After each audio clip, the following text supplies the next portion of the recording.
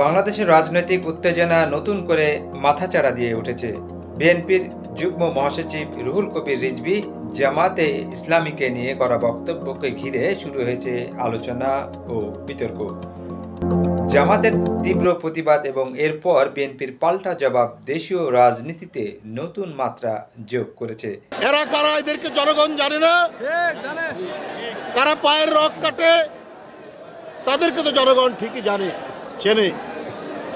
সুতরাং খুব ঘোলা পানিতে মাছ শিকার করার চেষ্টা করছে। আপনাদের ৭১-এর অর্জন কি? আপনারা ৭১-এর বিরোধিতা করেছেন। জিয়াউর রহমান স্বাধীনতা ঘোষণা দিয়েছেন। এই গৌরব বিএনপি।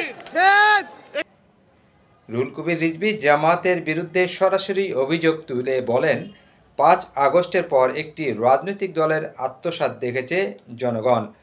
কারা পায়ের রক কাটে জনগণ তাদের চেনে।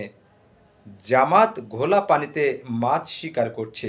তিনি আরও বলেন, জামাত ভারতের সঙ্গে সম্পর্ক উন্নয়নের জন্য শেখ হাসিনাকে ক্ষমা করতে চায়। রিজভীর মূল বক্তব্য, বিএনপির বিরুদ্ধে ষড়যন্ত্র করছে জামাত। ইসলাম নিয়ে রাজনীতি করার আড়ালে মুনাফিকি করছে জামাত ইসলামী। এই বক্তব্য দ্রুতই আলোচনার কেন্দ্রবিন্দুতে চলে আসে। রিজভীর বক্তব্যের প্রতিক্রিয়ায় জামাতের সহকারী সেক্রেটারি জেনারেল মাওলানা রফিকুল ইসলাম খান এক বিবৃতিতে বলেন, রিজভীর বক্তব্য বিভ্রান্তিকর, ভিত্তিহীন এবং রাজনৈতিক উদ্দেশ্য প্রণোদিত। জামাত কখনো কোনো মুনাফিকি করে নাই।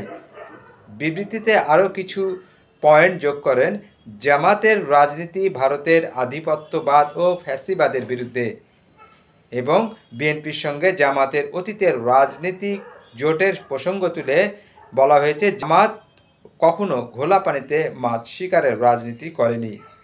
জামাত সরাসরি বিএনপির নেতাদের বিভ্রান্তিকর তথ্য থেকে বিরত থাকার আহ্বান জানায়। জামাতের বিবৃতির পর বিএনপি তাদের ভেরিফাইড ফেসবুক পেজে সরাসরি পাল্টা জবাব দেয়। তার একটি ছবি পোস্ট করে লিখেছে, ২০১৮ সালের নির্বাচনে জামাত দর কষাকষি করে ২২টি আসন বাগিয়ে নেয়। জামাতে আমির ডক্টর শফিকুর রহমান নিজেও ধানের শীষ প্রতীকে প্রার্থী হয়েছিলেন। এখানে তারা প্রশ্ন তোলে, জামাত কি নিজেদের অতীত ভুলে গেছে? আর কারা মুনাফিকি করছে?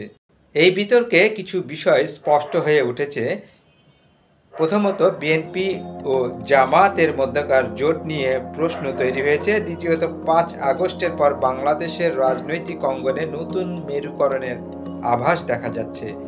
এবং তৃতীয়ত, এই ধরনের বিতর্ক বিরোধী শিবিরে বিভাজন বাড়াতে পারে।